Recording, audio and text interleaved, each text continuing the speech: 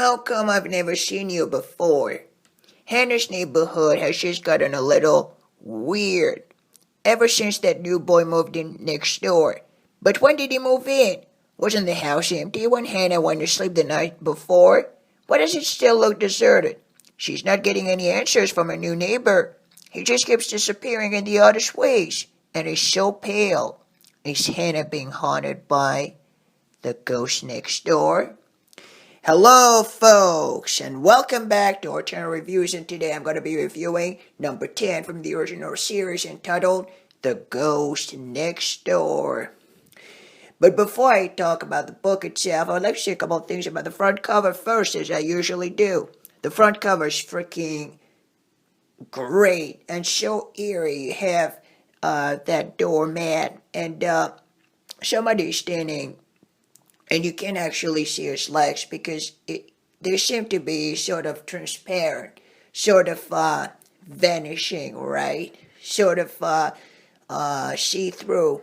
And that's so great because it really adds that creepy feeling and really makes us wonder what the heck is going on in there. And so I'm standing there, and you can see that the door is open a few inches, and somebody's standing inside the house, but you don't get to see who it is. You just see basically legs and feet, and that's so great because it adds some mysterious element to the book because you can't actually say for a fact who is the ghost, which is actually the whole point of the story itself.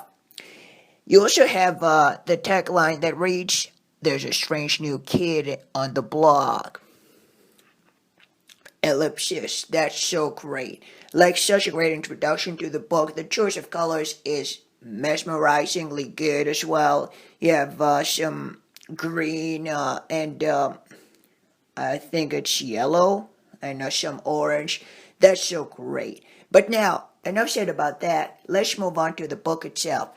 So the book itself is about that girl. Her name is Hannah, and she lives in that house, I believe, with her younger brothers, who are kind of always teasing one another, always fighting and, stuff like this, because that's what younger brothers usually do in Goosebumps.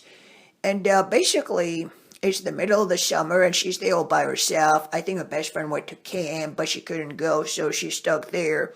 So really, kind of like the same feeling we got from Say Cheese and Die, a lonely person, summertime. And it's even more like more stress in this book because the girl is all by herself, Hannah, I mean.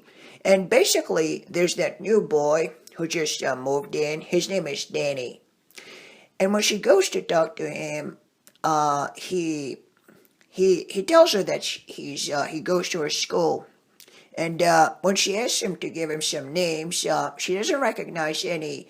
And it seems really strange to her because she never saw him before. So it feels really like weird and really out of the ordinary because, she doesn't have any clue who this guy is.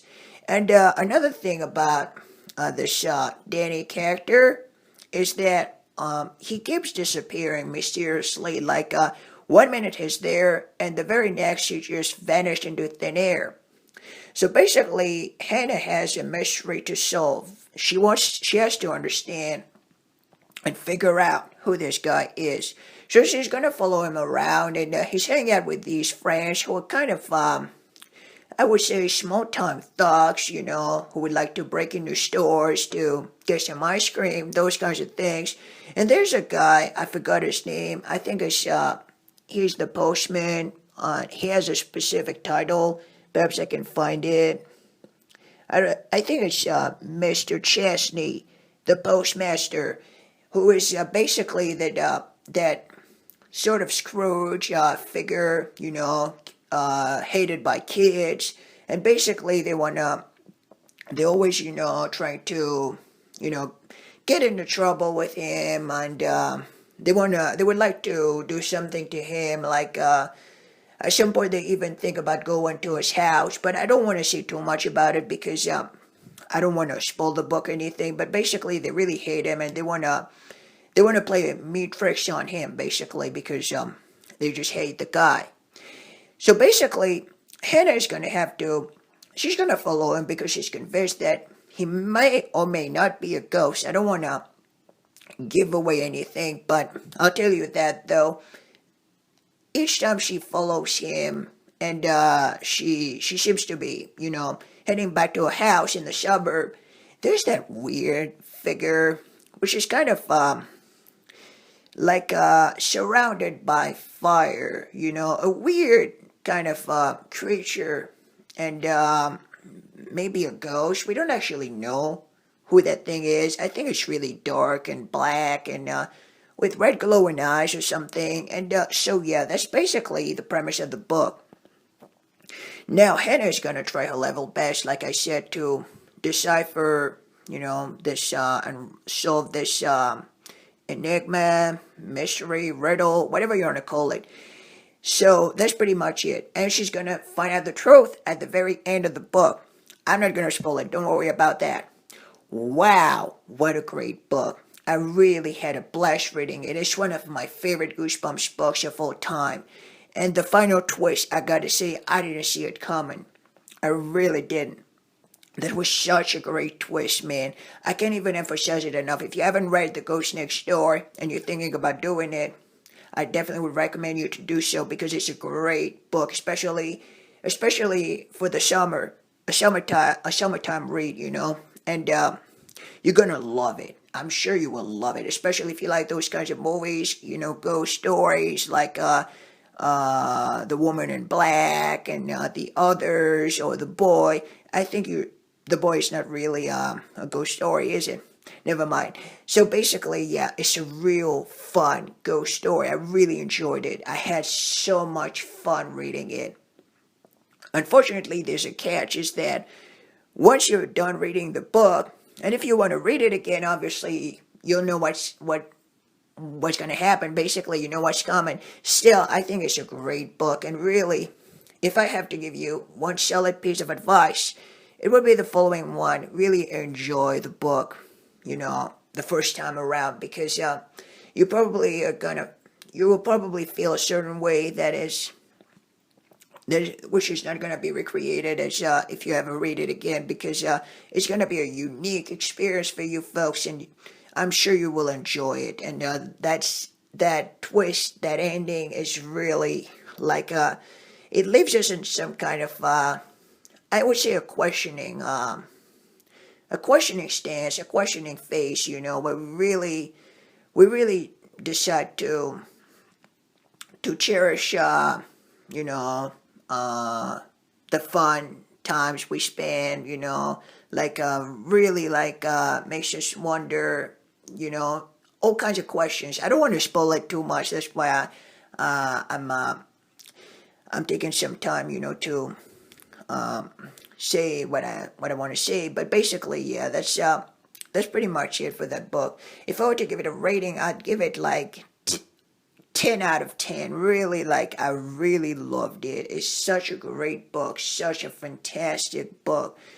I really, really, really, really loved it. And if I were to read it again, it would be so much fun once more.